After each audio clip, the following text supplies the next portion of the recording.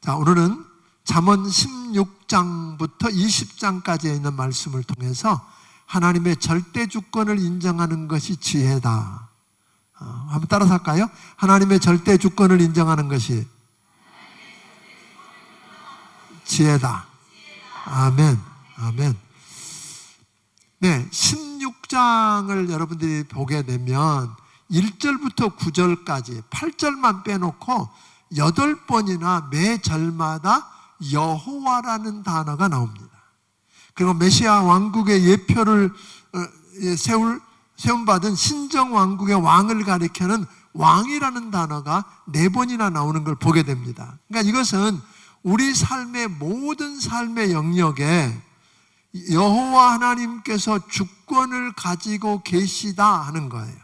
그러니까 우리 인생에서 하나님의 절대 주권을 인정하는 것이 뭐다? 지혜다. 그러니까 하나님의 절대 주권. 자, 그걸 좀 구체적으로 들여다보면 1절에 마음의 경영은 사람이 할지라도 응답은 어디서부터 난다? 여호와께로부터 난다. 9절에 보니까 사람이 마음으로 자기 길을 계획할지라도 그 걸음을 인도하시는 자는 여호와시다. 33절에 보면 사람이 제비를 뽑으나 이를 작정하기는 여호와께 있느니라. 그러니까 이 말은 인간이 하는 모든 일이 쓸모없다거나 잘못됐다는 말은 아니에요. 오해하지 말 것은 인간의 마음의 경영이 아무리 훌륭하고 뛰어날지라도, 그 말이에요. 아무리 훌륭하고 뛰어날지라도 하나님께서 허락하시지 않으면 아무것도 할 수 없다. 그런 얘기거든요. 그러니까 인간은 삶의 모든 영역에서 자신의 재주나 능력을 의지하기보다는 하나님의 절대 주권과 통치를 인정할 수 있게 되기를 바랍니다. 아멘. 그런데 그 하나님이 뭐라고 말씀하셨어요? 우리 심령을 감찰하신다. 그러면 우리 마음과 동기까지 낱낱이 다 뭐하고 계신다? 다 파악하고 계신다. 그런 거예요. 그러니까 우리의 모든 일을 다 어떻게 그렇게 한다면 하나님께 다 뭐하는 거 좋죠? 다 맡기라 그 말이에요. 하나님께 맡기면 우리의 생각한 것까지 다 이루어 주시고 책임져 주시겠다 하는 이야기입니다. 하나님의 절대 주권을 인정하는 사람은 그분에게 뭐 하는 거예요? 삶을 다 맡기는 거죠. 그러면 누가 책임지신다? 하나님이 책임지신다. 그게 우리 신앙이 되었으면 좋겠습니다. 그러므로 여호와 하나님께서 미워하시는 교만한 자가 되지 말고 하나님을 경외하고 악에서 떠나 겸손하여 하나님이 기뻐하시는 자가 되어야 한다. 그러니까 뭐가 나요? 여러분 보면 하나님이 미워하시는 일만 골라서 하는 사람들이 있어요. 그죠? 골라서 하는 사람들이 있어요. 그러니까 참 우리가 이게 조심해야 돼요. 근데 하나님이 기뻐하시고 이뻐하는 일만 하면 어때요? 그게 복이지요. 그게 복입니다. 그래서 하나님이 원수라도 그의 원수라도 그와 화목하게 하시고 그 걸음을 인도하시며 경영하는 걸 이루어 주시겠다. 뭐하면? 하나님 미워하는 거 하지 않고 하나님이 기뻐하는 일을 하면 하나님은 우리의 원수라도 화목하게 하시고 그 걸음을 뭐 하신다? 인도해 주셔서 경영하는 걸 다 이루어 주겠다 하셨다는 거죠. 자, 하나님의 절대 주권을 인정하지 않는 자는 우리의 행위의 기준의 핵심이 하나님께 더 합당한가 덜 합당한가가 문제가 아니라 물질적으로 유익이 되는가 손해가 되는가에만 늘 관심을 갖고 있다는 거죠. 그러니까 이런 자들은 하나님이 모든 걸 지으시고 모든 것을 우리에게 주셨는데 우리는 하나님께 감사하기보다는 더 많은 걸 갖기 위해서 불평불만만 쏟아낸다. 그리고 왜 주셨는지를 생각 안 하는 거죠. 그러니까 늘상 보면 뭐예요? 여러분 하나님이 다 주셨다는 거 믿으세요? 그리고 실제로 우리 보면 받은 게 많아요? 안 받은 게 많아요? 근데 그럼 받은 것 보고 감사하세요? 없는 것 때문에 왜 불평하세요?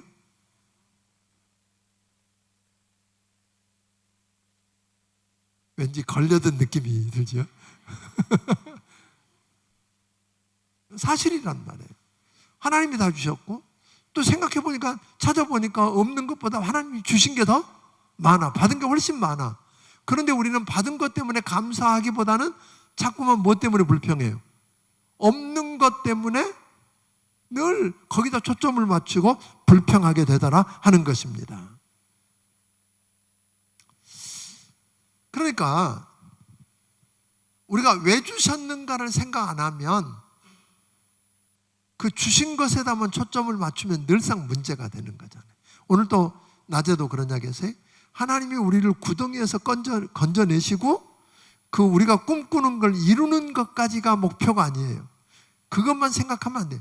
그걸 왜 이루게 하셨느냐는 거죠. 그걸 그래서 요셉의 소명 그랬다면, 요셉의 사명, 하나님이 이것 하라고.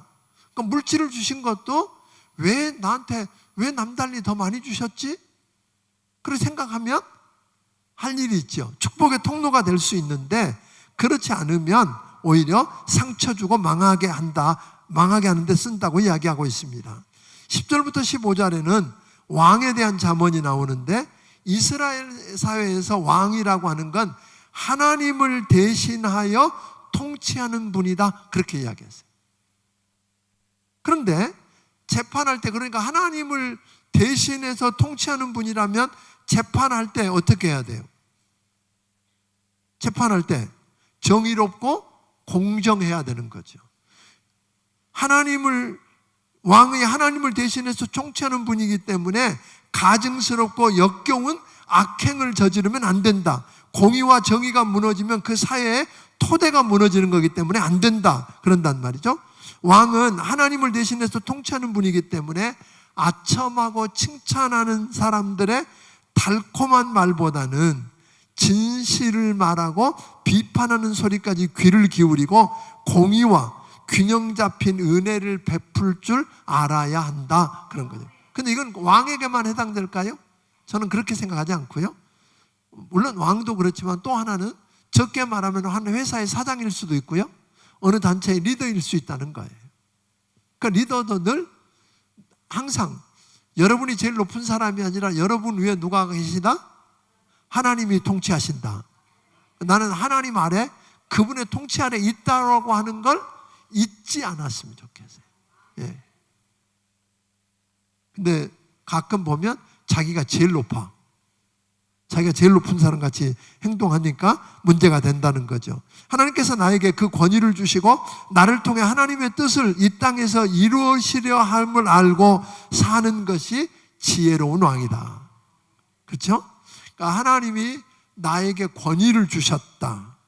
그리고 나를 통해서 하나님의 뜻을 이루려고 하신, 이 땅에서 이루려고 하신다. 그게 뭔지 알고 사는 자가 뭐다?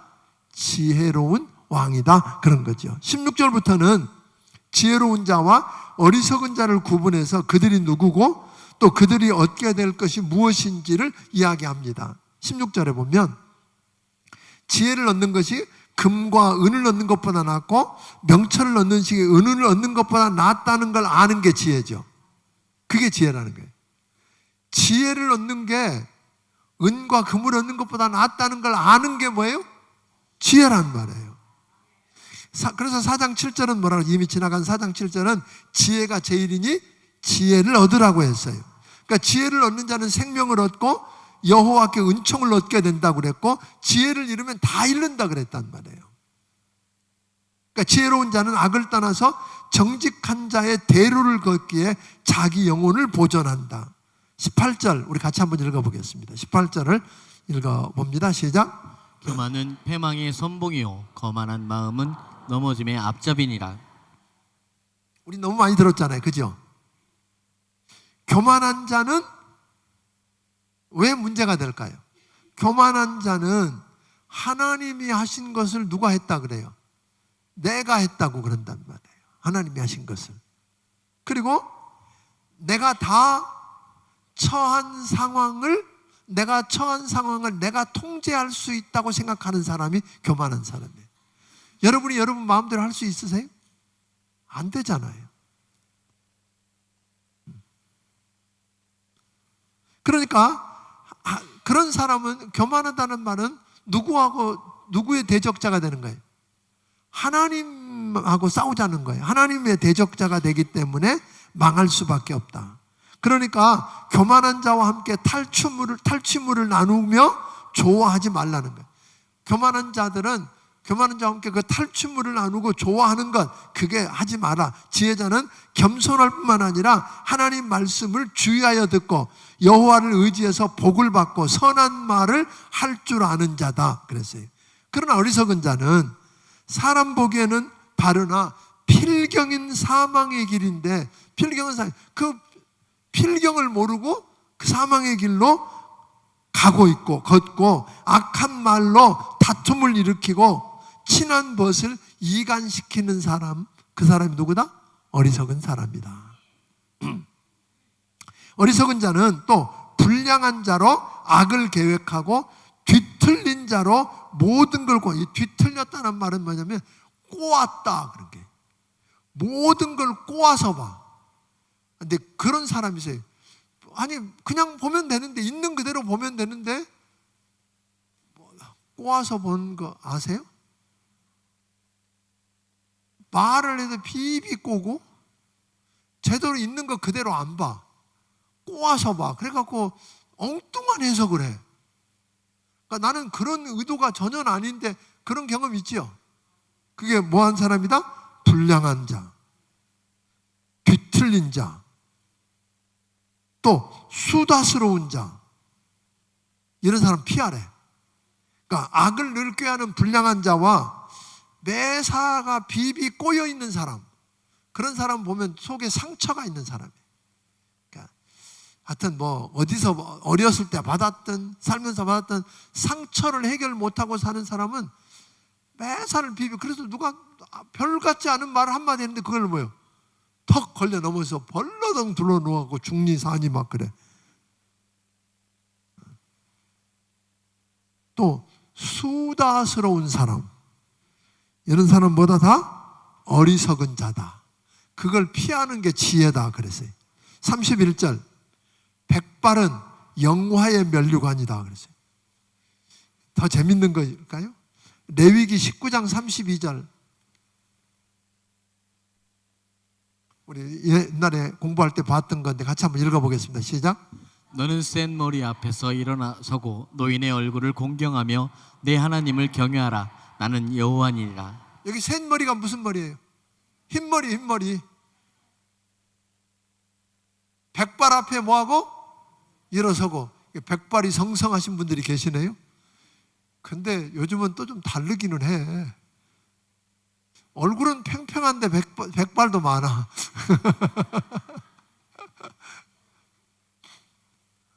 그런 백발 말고, 백발은 영화의 면류관인데 어디서 얻어요? 공의로운 길에서 얻는다 그랬어요. 공의로운 길. 공의로운 길이 뭘까요?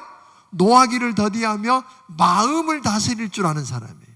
마음을 다스릴 줄 아는 사람은 뭐보다 낫다고요? 성을 빼앗는 장수보다 낫다 그랬어요. 그러니까 그런 걸 경험한, 다시 말하면 지혜로운 사람이라 이 말이에요. 백발은. 그러니까 백발은 뭐의 표징이다? 지혜의 표상이다.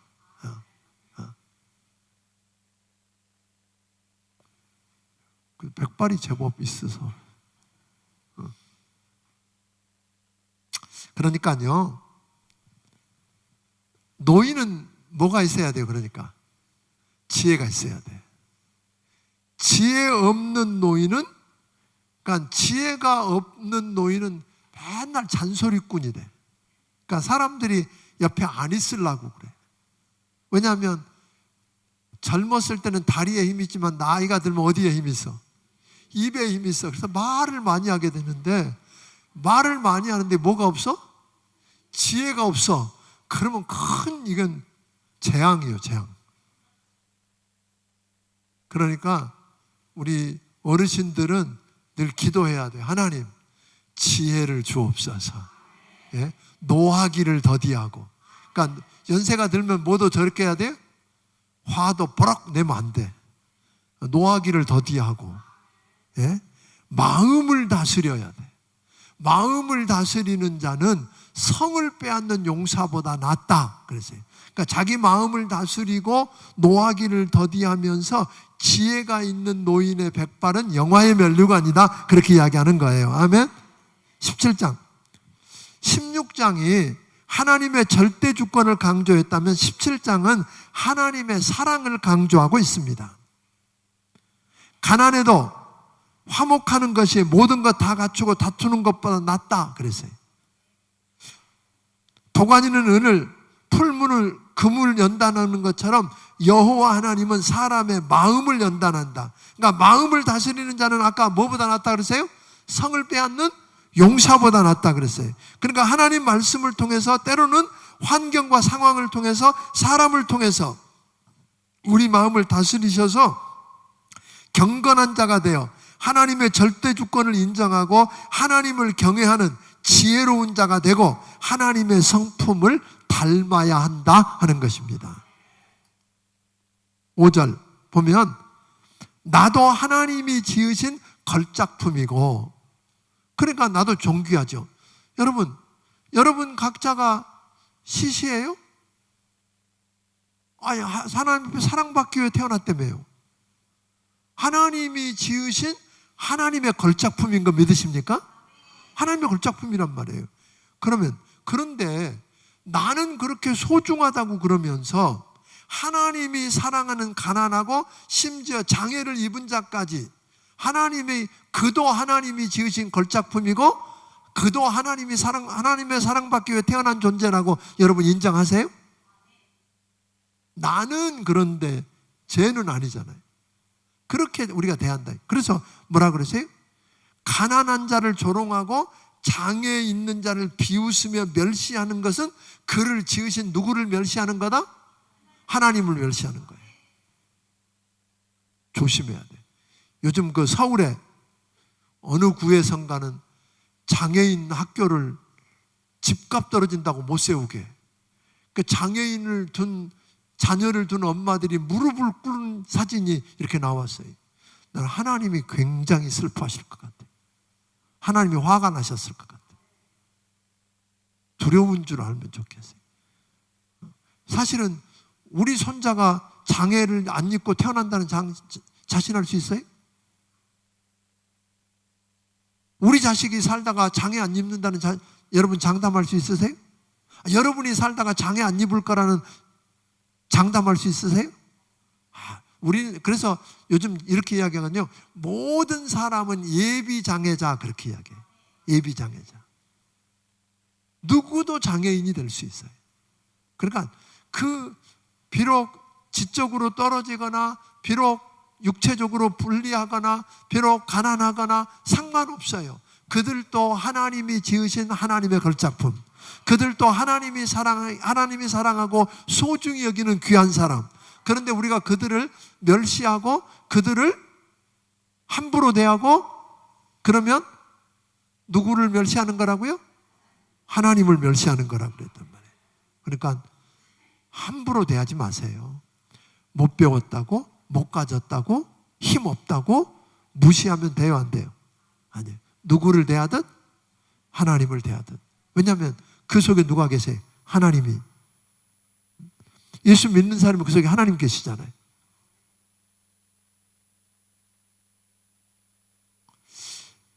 손자나 자식이 노인과 부모의 축복이고 선물이고 면류관이라 그랬어요. 그렇다면 부모님 역시 그들의 자랑이고 뭐 해야 될까요? 긍지여야 돼요. 저는 그러니까 우리 자녀들이 우리의 축복이고 선물이고 면류관이었으면 좋잖아요. 그죠? 그러기를 다 기대해요. 그런데 부모님 때문에 뜨거운 눈물을 쏟는 자녀들이 있어요, 없어요? 있어요. 그러니까 부모님도 자녀들의 자랑이고 긍지가 됐으면 좋겠어요. 부모님만 생각하면 너무 감사하고 고맙고 자랑스럽고 막 이야기하고 다니고 싶고 이래야 되는 거 아니에요? 그런데 오늘 6절에 보면 뇌물 이야기를 했는데 이건 하나님은 원칙적으로 뇌물을 금하시는 거 아시죠? 신명기서에 보면. 그런데 여기서는 뇌물 주는 사람 입장에서 뇌물을 주면 다 통하더라 그런 거예요. 형통하더라. 그렇다고 이거 보고 하나님이 뇌물 주라 그랬네. 그리고 뇌물 주면 큰일 납니다. 신명기서에 원칙적으로 뇌물 금하셨어. 그런데 뇌물 주는 사람 입장에서 보면 적절하게 줬더니 뭐예요? 통하더라 그런 거예요. 그런데 끝이 어때요? 끝이 문제가 되잖아요. 9절 허물을 덮어, 우리 9절은 같이 읽어보겠어요. 이게 17장의 어쩌면 핵심 구절이에요. 같이 읽습니다. 시작. 허물을 덮어주는 자는 사랑을 구하는 자요 그것을 거듭 말하는 자는 친한 벗을 이간하는 자니라. 네, 우리가 죄와 허물로 죽었던 자예요. 죄가 많은 사람인데 우리 죄를 덮어버리고 씻어버리기 위해서 우리 주님께서 어떻게 하세요? 하나밖에 없는 아들 예수를 십자가에 못 박여 죽게 하셨어요. 그리고 우리 죄를 다 덮어버리시고 의롭다고 해주셨단 말이에요. 그러니까 남의 허물을 보면 우리는 어떻게 해야 돼요? 할 수만 있으면 뭐하고? 덮어주고, 아멘? 용서하고 덮어주고 까발리고. 까발리는 건 뭐라 그랬어요? 거듭 말하는 것은 친한 벗을 이간하는 자다 그랬어요. 그러니까 하나님 미워하는 거죠. 하나님 미워하는 거예요. 그러니까 할 수만 있으면 옆에 있는 사람의 약점과 허물을 어떻게 하고? 정말로요? 덮어주고. 그거 알아?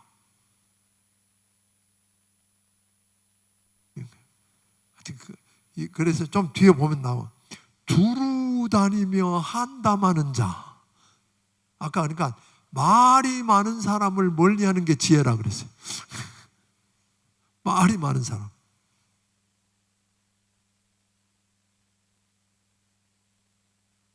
그러니까 우리 주님이 우리 죄를 다 들추고 했더라면 살아남을 사람이 있어요, 없어요? 다 죽었어 벌써 우리는. 그러니까 주님이 다 용서하고 덮어주셨기 때문에, 의롭다고 여겨주셨기 때문에 우리가 구원받고 천국 가게 된 거지. 그런 은혜를 입었으니까 우리도 마땅히 뭐 하자는 거예요? 덮어주자. 아멘. 용서하고 덮어주자 그런 거예요. 17절 친구는 사랑이 끊이지 아니하고 형제는 위급할 때를 위하여 낳느니라. 예수님은 친구를 위해서 목숨을 버리면 이보다 더 큰 사랑이 없다고 그랬습니다. 예수님은 우리를 형제라 부르기를 부끄러워하지 않는다고 그랬어요. 그러니까 우리가 친구는 사랑이 끊이지 않고 형제는 뭐 해야 된다고요? 근데 형제가 친구만 못할 때도 가끔 있다고 그러잖아요. 그래도 형제, 우리는 다 피를 나눈 형제일 뿐 아니라 동시에 우리는 뭐죠? 같은 하나님을 아버지라고 부르는 형제요? 자매죠. 그러니까 우리가 서로 위급할 때 그 편에 서줄 수 있는 형제, 자매의 모습을 드러냈으면 좋겠습니다. 이게 뭐라고요? 지혜다 그러는 거예요. 미련한 자를 만나는 것은 새끼 빼앗긴 앙콤을 만나는 것보다 더 위험하다. 이게 걱정이네. 새끼 뺏긴 암콤 무서워요, 안 무서워요? 무섭죠. 근데 그보다 더 무서운 게 누구라고요? 미련한 자. 미련한 자하고 같이 사는 것, 그거 만나는 건 새끼 뺏긴 암콤 만나는 것보다 더 무섭대. 그러니까 이게 큰일 났어. 우리는 뭘 구해야 돼, 그러니까. 그래서 지혜를 구해야 되는 거예요.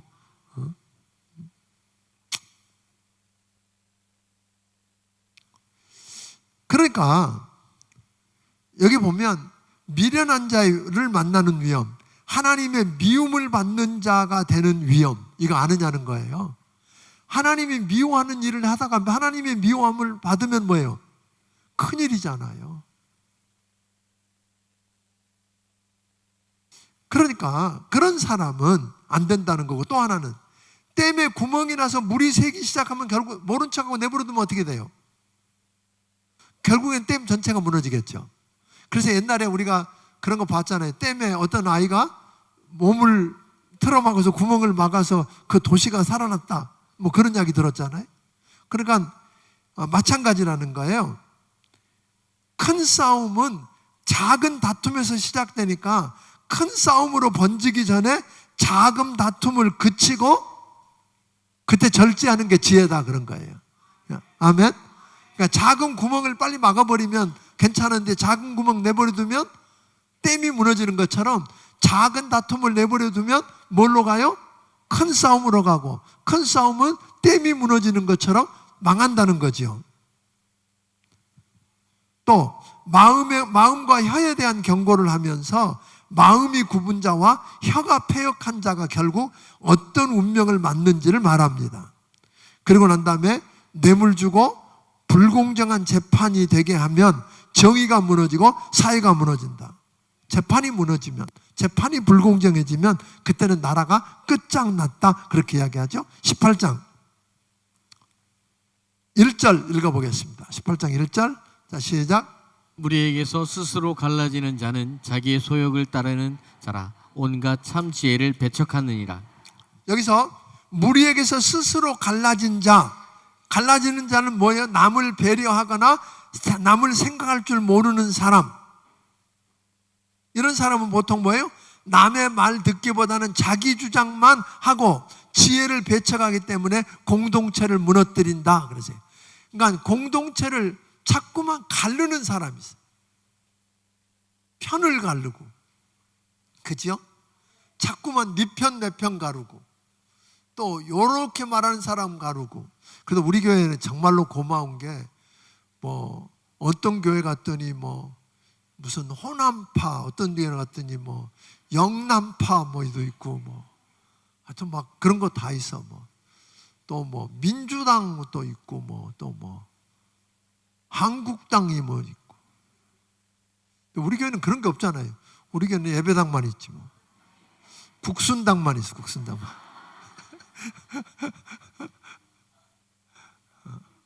국순당만 있잖아요. 그죠? 그래야지 태가 나누어지기 시작. 다 고향, 우리 고향은 어디라 그랬어요? 우리의 본향은 하나님 나라라 그랬잖아요. 천국 시민권이잖아요. 천국에 시민권 있는 사람인데 뭘 고향 따지고 뭘. 근데 꼭 물어보는 사람이 있어. 와, 그 뭐라 그래? 고향이 어디세요? 하여튼 그렇게부터 물어보고요. 미국 사람들이 제일 싫어하는 게 뭐냐? 나이가 몇 살이세요? 이거 아주 질세 그래. 그건 굉장한 프라이버시의 문제가 되는 거예요. 그죠? 근데 우리는 딱 만나면 뭐부터 물어봐야 돼요? 나이 몇 살이야? 학교 어디 나왔어? 이거 딱 해갖고 서열부터 딱 잡고 들어가는 거죠. 너 나보다 나이 적어? 그 다음부터 내가 말 깎게. 너는 이렇게 시작을 딱 해놓고 하니까 이게 참 어려워지는 거예요. 그러니까 이게 우리 안에 알게 모르게 그런 걸 자꾸 가르려고 하는 죄된 심성이 있다는 거예요. 그러니까 그런 사람들의 특징은 뭐예요? 남의 말을 잘 안 들으려고 한다는 거예요. 남의 말을. 자기 주장만 한다는 거예요. 지혜를 배척한다는 거예요. 그런데 시편 133편 1절에 보니까 뭐라 그러세요? 형제와 연합하여 동거함이 어찌 그리 선하고 아름다운고. 우리 주님의 관심은 뭐예요? 우리가 서로 연합하고 서로 동거하고 서로 하나 되고 하면, 우리 주님은 또 뭐라고 말씀하세요? 내가 아버지와 하나 된 것 같이 저들로 하나 되게 하옵소서. 하나 되는 데 관심이 많으신 거예요. 그러니까 찾고 나누는 건 지혜가 아닙니다. 미련한 겁니다. 아멘. 이 미련한 자는 남의 말을 듣지 않고 자기 중심으로 자기 말만 하고 늘 다른 사람을 왜곡하고 신랄하게 공격해서 다툴 준비를 하는 사람이에요. 미련한 자 입술은 마치 별식 같대. 별식이 맛있잖아. 미련한 자 입술은 별식 같아서 뱃속 깊은 데까지 내려간다. 그러니까 남의 말하기를 좋아하는 사람은 매를 자청하고 입은 멸망이 되고 그 영혼은 그물에 걸리게 된다. 그렇게 이야기하는 거죠. 그러니까 무서운 거예요. 그러니까 남의 말 하는 거 조심해야 돼요. 그런 자는 대부분 보니까 자기 일은 게을리 하더라. 그래서 나중에 망하더라. 그럽니다. 지혜자의 입은 그런데 반해서 지혜자의 입은 깊은 물과 같고 솟구쳐 나는 내와 같아서 사람들을 살리더라. 그렇게 이야기합니다. 자, 10절 같이 읽어보겠습니다. 10절 읽습니다. 시작. 여호와의 이름은 견고한 망대라. 의인은 그리로 달려가서 안전함을 얻느니라. 네. 하나님의 말씀을 사랑하는 지혜로운 사람은 하나님 자신이 그에게 견고한 망대가 되어주신다 그랬어요. 그러니까 견고한 망대는 가장 안전한 곳이고 확실한 피난처가 되는데, 여러분에게 가장 안전하고 확실한 피난처는 뭐예요? 하나님인 거 믿으세요? 하나님이 우리의 피난처 되시고 우리의 산성이 되시고 우리의 도피성이 되신 그 하나님께 피하면 여러분 안전을 보장받을 것입니다. 그런데 불신자들은, 또 미련한 자들은 뭐라 그래요? 무슨 하나님이 견고한 망대고 피난처냐? 진짜 견고한 망대와 피난처는 뭐다? 재물이다. 그랬어요. 저들은 재물을 그의 견고한 성이요 높은 성벽으로 여긴다. 그랬어요. 돈 있으면 돼요? 다 됩니까? 아니, 돈이 필요한 건 맞아요. 그러나 돈이 여러분이 피할 견고한 망대와 피할 도피성이 되지 못한다는 것 기억하기를 주의 이름으로 축원합니다. 재물을 하나님 자리에 올려놓고 재물이 있으니까 걱정 없다고 교만한 자는 멸망하지만, 재물이 없지만 하나님으로 견고한 피할 망대로 여기고 겸손히 주를 바라보는 자는 존귀함을 얻는다 그랬어요. 자, 16절 선물의 유용성을 이야기했어요. 16절 한번 읽어보겠습니다. 시작. 사람의 선물은 그의 길을 넓게 하며 또 존귀한 자의 앞으로 그를 인도하느니라. 선물이 과하면 뭐가 돼요? 뇌물이 될 수 있는 거예요. 그러니까 뇌물이 되지 않는 한 선물은 우리를 뭐예요? 존귀한 자 앞으로 인도한대요. 사람이 많이 몰려든대. 그러니까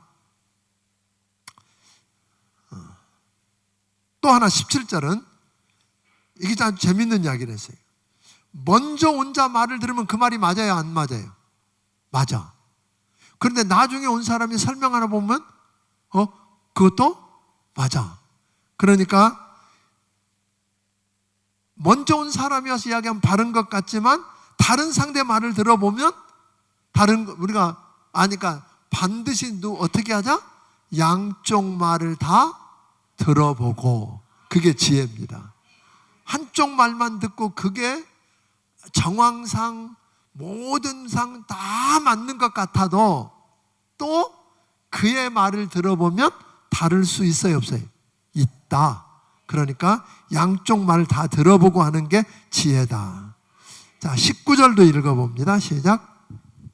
노엽게 한 형제와 화목하기가 견고한 성을 취하기보다 어려운즉 이러한 다툼은 산성 문빗장 같으니라. 와, 이게 이야기 들으면 공동체의 화목을 파괴하기는 쉬워도 회복하기가 얼마나 어려운지. 그러니까 노엽게 한 형제와 화목하는 게 무엇보다 더 어려워요? 견고한 성을 취하는 것보다 더 어렵대. 그러니까 서로 불협화음을 놓고 서로 갈라지기는 쉬워요, 안 쉬워요? 쉬워요. 화목을 깨트리기는 쉬운데 다시 화목해 되는 게 어렵다, 안 어렵다? 어렵다. 그러니까 어떻게 해야 돼요? 할 수만 있으면 다툼이 일어나기 전에 시비를 그치는 것이 지혜다. 예, 다툼이 일어나기 전에 뭐 하자? 시비를 그치자. 구멍이 뚫어졌을 때 얼른 막자. 그래야지 큰 싸움으로 번지면 댐이 무너지는 것처럼 어려울 거다 하는 겁니다. 21절 읽어봅니다. 시작. 죽고 사는 것이 혀의 힘에 달렸나니 혀를 쓰기 좋아하는 자는 혀의 열매를 먹느니라. 와, 죽고 사는 게 어디에 달려있다고요? 혀에 달려있대. 말로 사람을 죽일 수도 있고 살릴 수도 있고. 그러면 여러분 가만히 한번 말 안 해도 돼요. 혼자 생각해 보세요. 나는 주로 사람을 힘을, 용기를 얻게 하고 다시 주먹을 쥐고 벌떡 일어나게 하고 평안하게 만드는 살리는 쪽이다.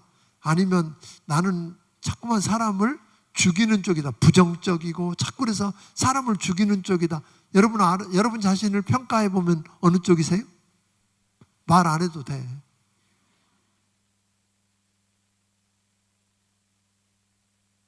그래서 혀의 열매가 항상 달콤한 것 같지만 쑥처럼 쓰고 양날의 칼날처럼 우리 것들을 베어낸단 말이죠. 그래서 이사야서 50장 4절은 이사야 선지자는 이렇게 이야기한 거. 50장 4절 같이 읽어보겠습니다. 같이 읽습니다. 시작. 주 여호와께서 학자들의 혀를 내게 주사 나로 곤고한 자를 말로 어떻게 도와줄 줄 알게 하시고 아침마다 깨우치시되 나의 귀를 깨우치사 학자들 같이 알아듣게 하시도다. 예, 말로 곤고한 자를 어떻게 도와줄 줄을 뭐하게 하시고? 그런데 말을 잘하는 사람이 되려면 뭘 해야 된다고 하세요? 학자같이 알아들어야 된다는 거예요. 그러니까 잘 듣는 게 먼저예요. 잘 듣는 게. 그러니까 말하기 전에 먼저 뭐 하자? 듣자. 내 말 좀 들어봐가 아니라 한번 말씀해 보세요. 왜 그렇게 속이 상하고 힘드셨는지 이야기를 한번 들어볼게요. 이게 이렇게 돼야 돼요? 아니면 뭐예요? 내 말 들어봐. 당신. 근데 이게 참 다 사람마다 급해. 저도 급해. 그래서 내 말 좀 들어봐. 그러세요. 그러니까 이 이사야 선지자는 학자의 귀, 학자의 혀 그랬어요. 그러니까 학자예요.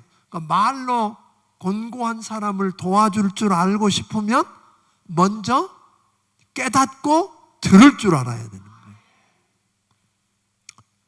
19장. 가난해도 성실한 자는 성실하게 사는 자는 부유하지만 입술이 패역한 자보다 낫다.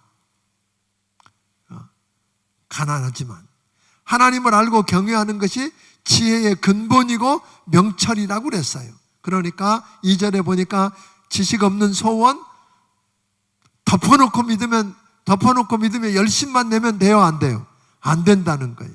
잘못 갈 수 있다는 거예요. 그리고 하나님을 원망하는 자를 이룰 수 있다는 거죠. 그래서 부탁합니다. 성경대 탐험해야 돼요. 여기 안 왔어도 지금 그냥 가신 분들에게도 하도록 하세요. 잠언을 읽으면서.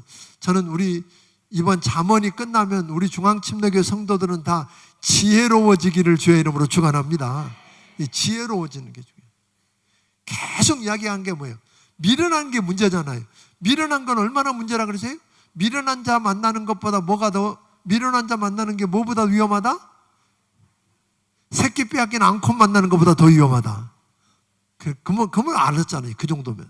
그러니까 우리가 서로 지혜롭게 지혜를 얻도록 도와주는 여러분이 되기를 바랍니다. 그러니까 하나님 말씀을 듣고 묵상해서 하나님이 누군지 알고 그분의 뜻을 알고 그분을 경외하며 그 길로 달려가는 것.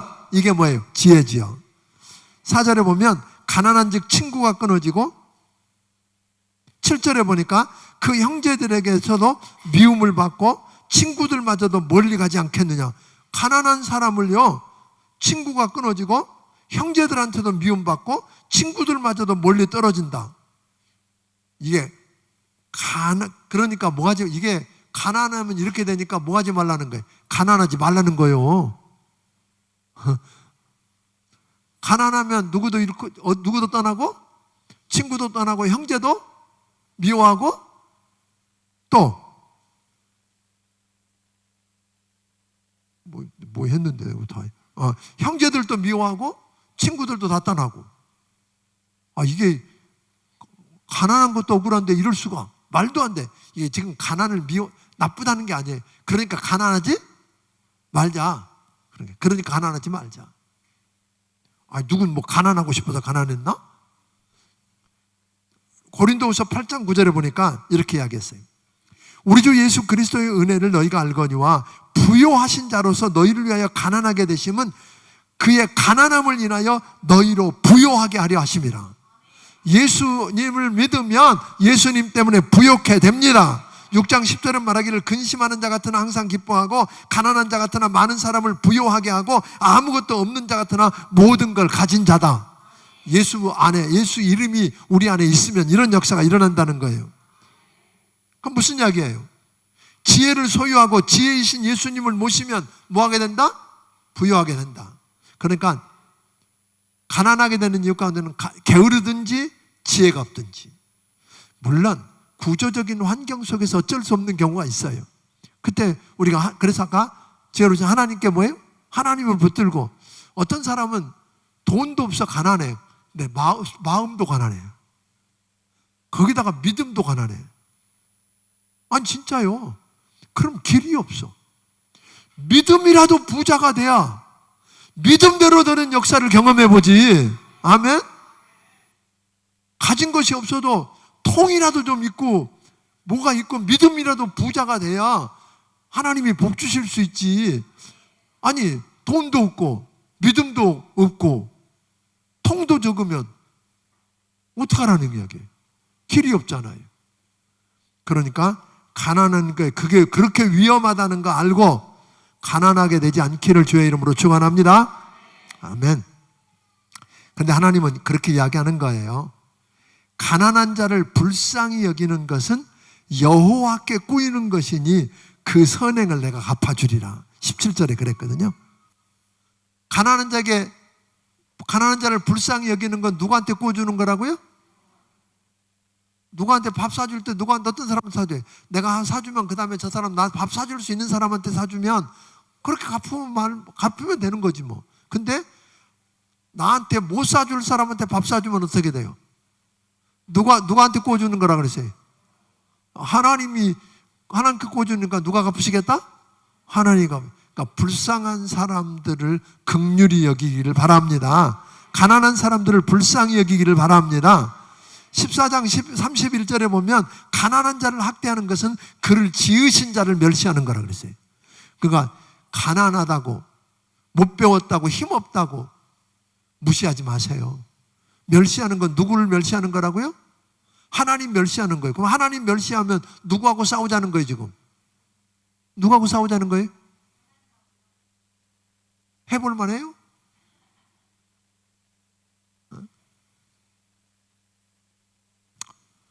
6절 너그러운 사람, 영향력 있는 사람이라고도 번역되는데, 너그러운 사람에게는 은혜를 구하는 자가 많고 선물 주기를 좋아하는 자에게는 사람마다 친구가 되느니라. 이것이 지혜니라. 그러니까 너무 인색해도 어려운 거예요. 근데 또 가진 것도 없으면서 다 또 아무것도 없으면서 다 가진 것처럼 막 퍼주고 다니는 그건 말하는 게 아니라 적절하게 합당하게 인색하지 않게 좀 선물도 줄 줄 알고, 그죠?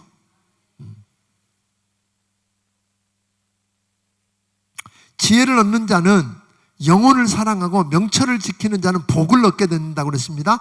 거짓말하고 거짓 증인이 되는 것은 벌을 면치 못하고 망한다 그랬어요. 그러니까 하나님이 정말로 싫어하는 것 가운데 하나가 거짓말하고 거짓 증인 되는 거예요.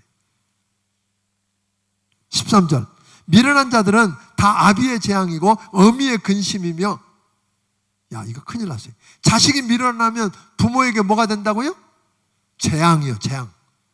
자식은 자식인데 미련한 자식을 두는 건 부모에게 뭐라고요?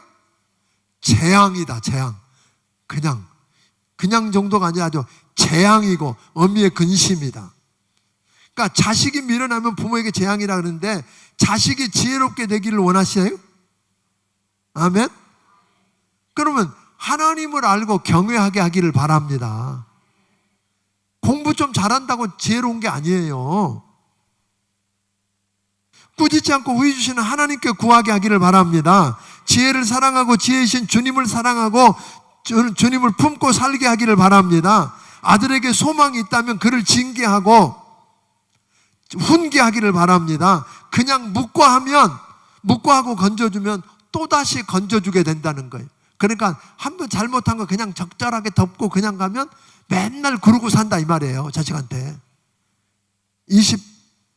20절 보면 권고를 들으며 훈계를 들으라. 그리하면 필경은 내가 지혜로워지리라. 그러니까 우리 아이들이 권고를 듣고 훈계를 듣고 말씀을 듣게 하면 지혜로워진다는 거예요. 25절 읽어보겠습니다. 자, 시작.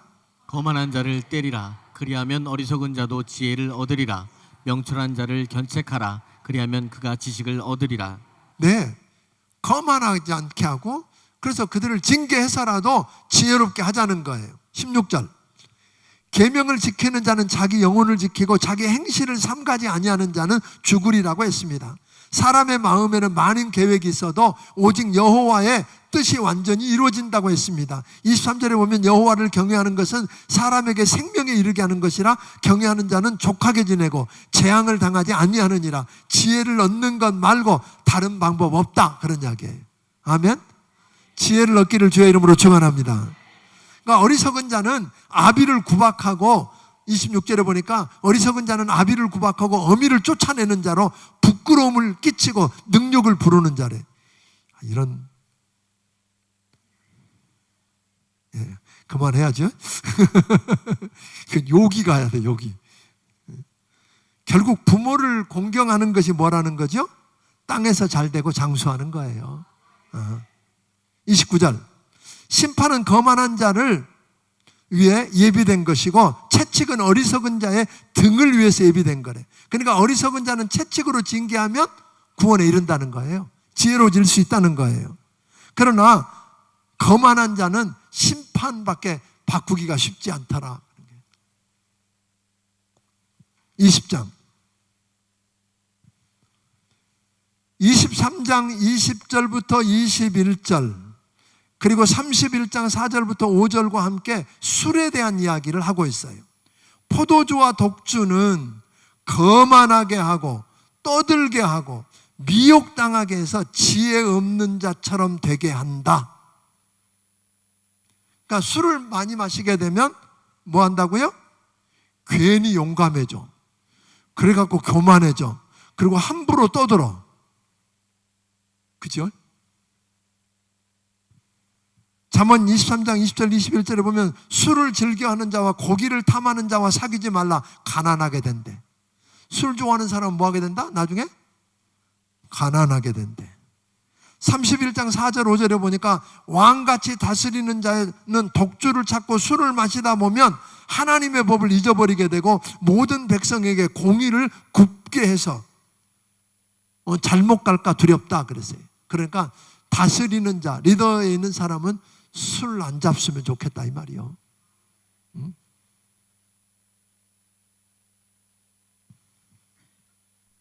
근데 요즘 가끔 식당에 점심때 가보면 여자들이 그렇게 술을 마셔요? 아니 나 정말 볼 때마다 깜짝깜짝 놀라요. 여자들끼리 밥을 먹는데 소주병이 몇 개씩 있어 낮에. 나는 이건 옛날에는 남자만 먹는 줄 알았어.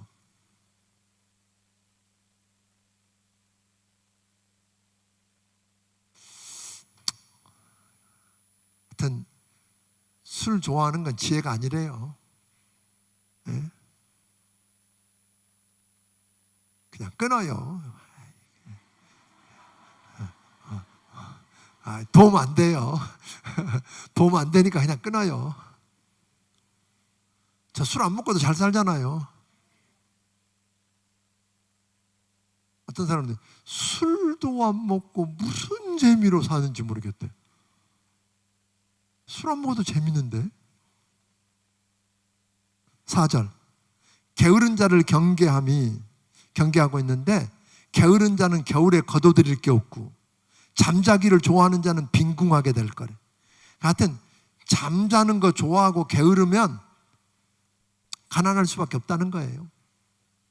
진짜 지혜자는 누군가? 5절 같이 읽어보겠습니다. 5절 읽어봅니다. 시작. 사람의 마음에 있는 모략은 깊은 물 같으니라. 그럴지라도 명철한 사람은 그것을 길어내느니라. 네, 사람의 마음의 모략은 뭐요? 깊은 물 같대. 그런데 지혜로운 사람은 뭐 한다고요? 그 속에서 길러낸대. 이게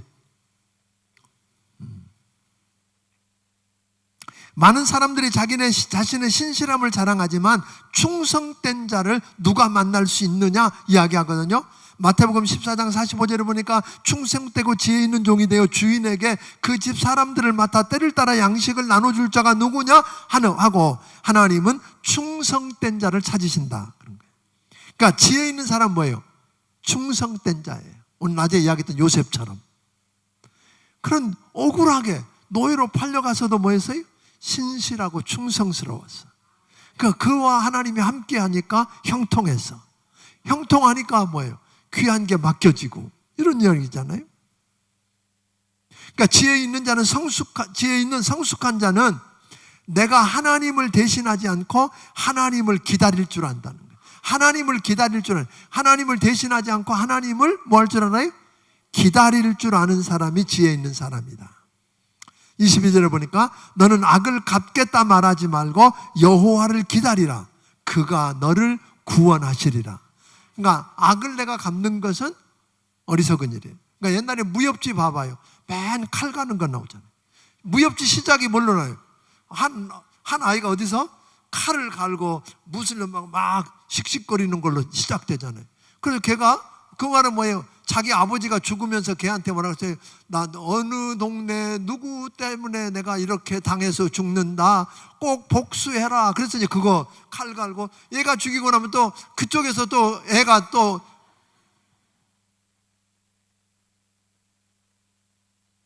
아니 그게 복수예요.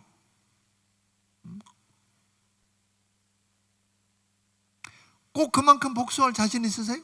당한 만큼만 복수해요? 그러니까 문제죠. 그래서 하나님 뭐라고 하세요? 너는 악을 갚겠다 말하지 말고 여호와를 구원하라. 그가 너를 뭐하리라? 구원하리라. 여러분들이 아는 것처럼 로마서 12장 19절에 보면 뭐라 그랬어요? 원수 갚는 것이 누구에게 있나니? 내게 있나니 내가 갚겠다고 하셨다 이 말이에요. 그분께 맡기기를 주의 이름으로 축원합니다. 예. 그러니까 사람이 자기 길을 알 수 없고 다른 사람을 알 수 없으니 함부로 서원하지 말고 하나님께 묻고 살핀 후에야 덫에 빠지지 않을 수 있다 그런 거예요. 우리는 딱 보고 이게 잘 저부터서도 쉽게 그러죠. 누구 말 듣고 그거네. 그리고 그렇게 말을 해버리고 났더니 다른 사람 이야기를 들어보니까 그게 아니야. 그런 경우 있어요, 없어요? 있어. 그러니까 서두르면 안 된다. 꼭 하나님께 묻고 살핀 다음에 해야 덫에 걸리지 않을 수 있다. 그런 거죠. 한결같지 않은 저울추를 하나님이 미워하시기 때문에 속이거나 공정하지 않는 것은 안 된다. 여러분, 장사하시는 분들 저울 속이지 마요. 아니요, 진짜요. 속이지 마요. 왜냐하면 그거는 장사하는 손님들하고 문제가 아니라 하나님하고 문제. 하나님이 축복 못 하시겠대. 하나님 미워하신대. 그러니까 그냥 저울 속이지 말고 대박 속이지 말고 옛날 시장 가서 이렇게 막 고봉으로 줬는데 집에 와 대박에다 달아봤더니 아니잖아요. 그런 거 있어요. 대박이 좀 틀렸어요. 요즘은 이렇게 저울로 재니까 안 그렇지만 근데 저울도 속인다면서요. 그러니까 하나님이 그거 싫어하신다. 속이고 취한 식물은 마치 좋은 듯 하나 후에는 그 입에 모래가 된다 그랬어요. 이게 너무 멋있어요. 우리는 지혜가 부족하기에 하나님께 구하는 건 맞지만 동시에 함께 의논하기를 원하세요. 18절 읽어보겠습니다. 20장 18절 시작. 경영은 의논함으로 성취하나니 지략을 베풀고 전쟁할지니라. 네, 그러니까 하나님께 묻는 거 우선이에요. 그러나 지혜로운 그 말을 나눌 수 있는 사람이 같이 있었으면 좋겠어요. 함께 의논하면 결국은 뭐예요? 전쟁도 이길 수 있다는 거예요. 혼자 결정하지 말고. 혼자보다 둘이 낫고 둘보다는 열이 낫습니다. 함께 의논하고 지혜를 모으면 성취할 수 있고 전쟁도 준비할 수 있다는 거죠. 그러나 두루 다니며 남의 말을 하고 한담하며 비밀을 누설하는 자와는 사귀지 마라. 예. 두루 다니며 한담하는, 할 일 없이 여기 가서 저 말하고 저기 가서 이 말하고 이렇게 하고 다니는 사람 뭐 하지 말라고요? 사귀지 마라 그랬어요. 사귀지 마라. 그러니까 비밀을 자꾸 누설, 내가 집사님한테만 이야기하는 거야? 이거 아니야. 저기 가서는 그 사람한테도 그럴 거예요. 그냥 그런 줄 알고 하면 돼.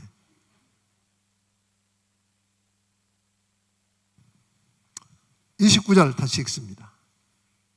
29절 읽습니다. 젊은 자의 영화는 그의 힘이요 늙은 자의 아름다움은 백발이니라. 젊은 자의 영화는 그의 힘이요 늙은 자의 아름다움은 뭐라고요? 백발. 그냥 머리 흰 것이 자랑이 아니라 아까 뭐죠? 공의로운 길에서 얻은 것, 노하기를 더디하고 마음을 다스릴 줄 아는 지혜가 있는 거죠. 그러니까 요즘 이제 우리나라도 세대 간의 갈등이 있어서 자꾸 노인들을 밀어내고 젊은 사람들이 하려고, 노인들은 또 젊은 사람들이 믿업지 않고, 그런데 여기 있는 말씀에 근거하면 뭐 하자는 거예요? 둘이 함께 해야 된다는 거예요. 젊은 자들은 뭐가 필요하고? 노인의 지혜가 필요하고, 아멘? 노인들은 뭐가 필요하고? 젊은이의 힘이 필요하고. 그래서 우리는 같이 살아야 돼요. 우리 교회는 젊은 사람도 있고 나이 드신 분도 있고 애도 있고, 아멘. 그런 멋짐을 경험하게 되기를 주의 이름으로 축원합니다.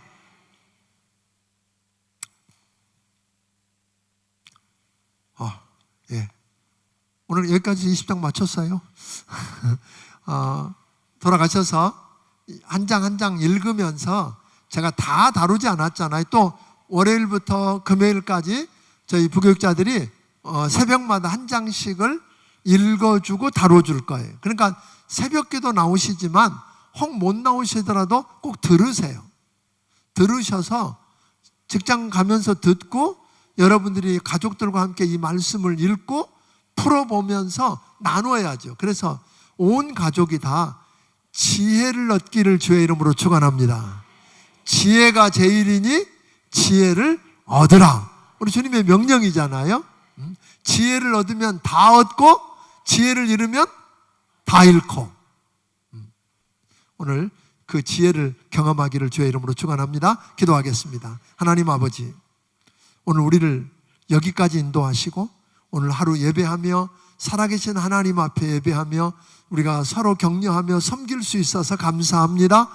이번 한 주간 동안 하나님 우리를 붙들어 주셔서 이 말씀의 보고 속에서 지혜를 캐내게 하시고 그 지혜가 우리를 붙들고 하나님 의로운 길로 이끌고 가는 것 경험하게 하여 주옵소서. 이제는 우리 주 예수 그리스도의 크신 은혜와 하나님 아버지의 원하신 사랑과 성령님의 감화 감동하시고 역사하시며 교통하심이 오늘 여기 머리 숙인 모든 심령들 위해 지혜를 구하는 자들 위해 함께해 주시기를 예수님 이름으로 축원하옵나이다. 아멘.